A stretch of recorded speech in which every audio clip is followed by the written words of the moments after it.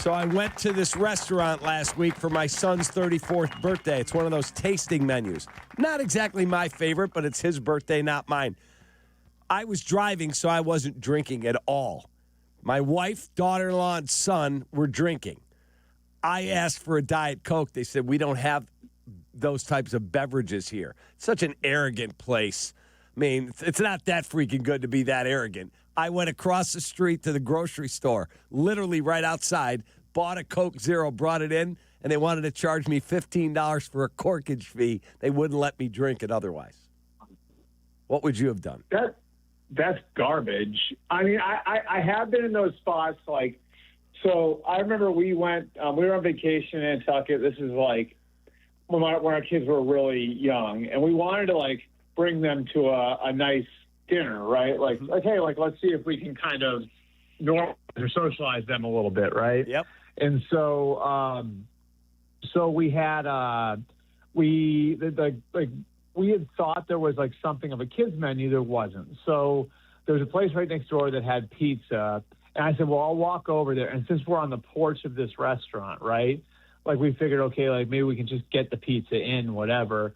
And I mean, it was like, they looked at me like I had three heads, all these people coming over. Like, what are you doing bringing food from the outside in? So I eventually, somebody explained to me that it was like a health department thing, right? Like, I think restaurants have that, right? Like, where it's like, for whatever health department reason, like, bringing outside food in adds liability for them, whatever it is. But just the way the people handled it, like the outrage, was the worst part. You know what I mean? Like, so, like, I just, like, like, sometimes it's like, it's as much how these people handle it. And when you aren't acting like a normal freaking human being, it makes it a zillion times worse. A zillion times worse. All right, let's talk some football. So the Bears had the bye week. They're going to go back to work Monday night in Washington, scene of the crime from last year's Hail Mary. Tyreek Stevenson sat down with Kevin Byard on his show, Intercepted, and talked about that almost it was a blessing that he went through that, because it's completely changed his perspective of what he needs to do to be successful, and it will never happen again, the whole thing. Do you think that is going to be a storyline during this game, that they'll re-show it and talk about it, or is it last year they move on? No, I mean, I don't think ESPN would be doing their job if they didn't show it, right? Right. I don't you guys think that? I don't know. It's not their job to look out for, like a guy's, like a guy's personal brand or whatever. Like, this is, if you're covering the game, you look back in the history between the teams, and the latest piece of history between the two franchises was in that spot, and Tyreek Stevenson's actions in that game are a big part of it. And if they have him in a production meeting, I'm sure they'll ask him about it, and then whatever is said in that production meeting will be brought up on the broadcast. And, I would think, or I would hope at least, that Tyreek Stevenson would know that that's part of the deal. When you're covering a game and you're one of these networks, like, I've been in these production meetings before where you're like, everybody is looking for storylines, right? Like, and that's certainly one of the storylines there. And what's great about it too is, like, it's not all negative, is that if he winds up making a game-changing play, then that'd be, a really cool kind of capstone on the whole thing. So we'll see how it goes. Albert, I want to ask about the early bye week, because typically you look back and go, this is not an advantage. But yeah, there's 6 teams that have an early bye, and all of them, I think, are looking at it as being pretty advantageous. You get the early self-scout, and even though it creates a long grind to end the season, you get to make the changes early. You get to look at yourself a little early. Maybe in the Bears' case, you get healthy. Is it actually better to have the early bye week? No, is the answer. You are looking for silver linings, but I think most players would tell you that they would much rather have the bye week. I think the perfect time to have it is like week 8, week 9, somewhere right in the middle, right? Like, and I think, over time, the league has always tried to take those things into account. Like, somebody's got to get it early. So if you get it early one year, maybe not the next. As the demands from the networks, the broadcast partners have kind of, risen, like, I think they've started to throw those things out the window a little bit more. I would say, like, the one nuance to it here for the Bears is I think when you have a first-year coaching staff, it actually can help having it early because it gives you the chance now at an early juncture of the season to go back and look at like what you've built and look at what you've done right and look at what you've done wrong.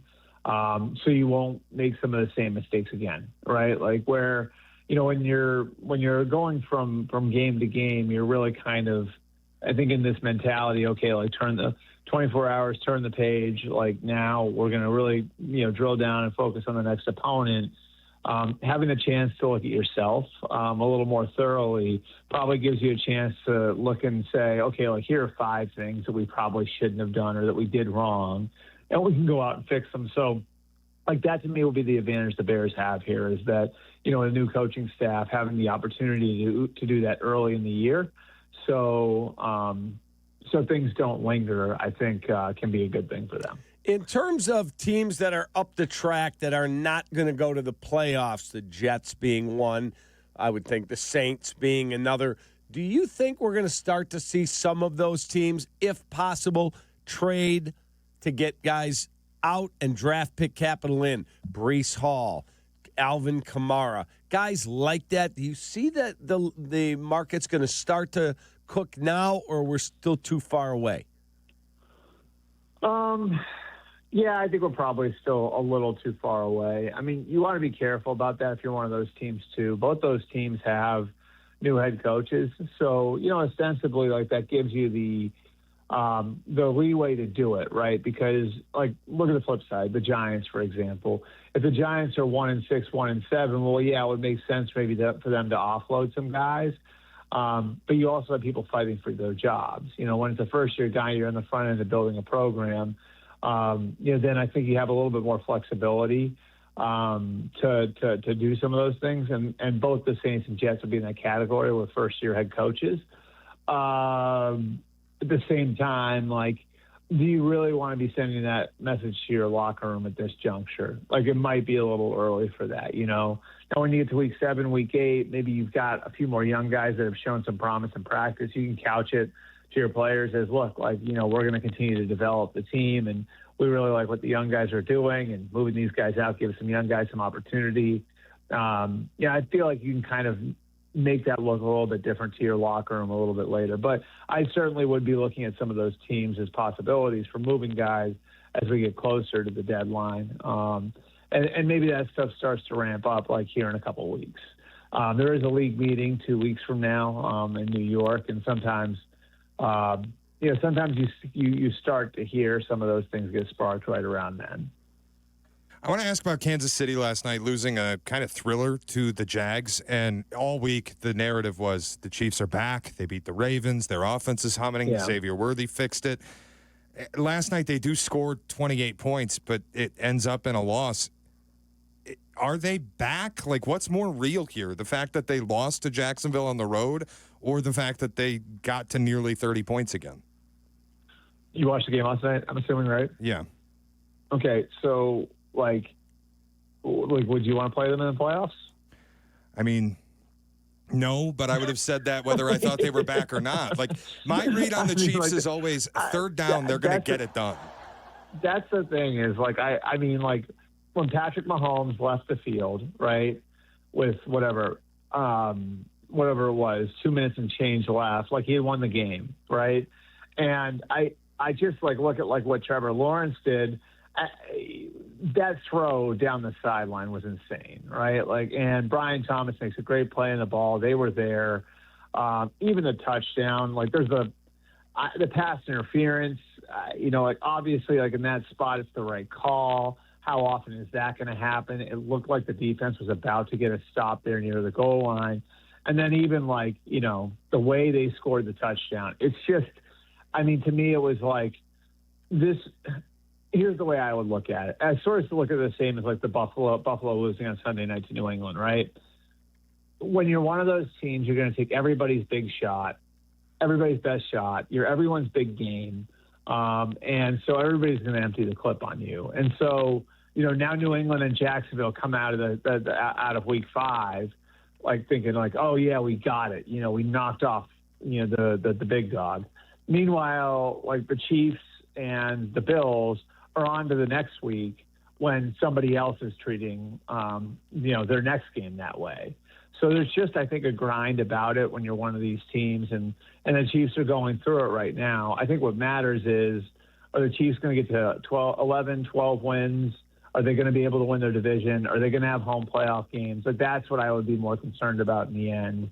I watching them last night and knowing that, and I'm going to say this like very clearly, guys, their best skill position player still has not played it down for them this year, right? Yeah. I believe right now their best skill position player, I'm not sure it's close, is Rashee Rice. And he still has not played it down for them this year. I think they're going to be just fine.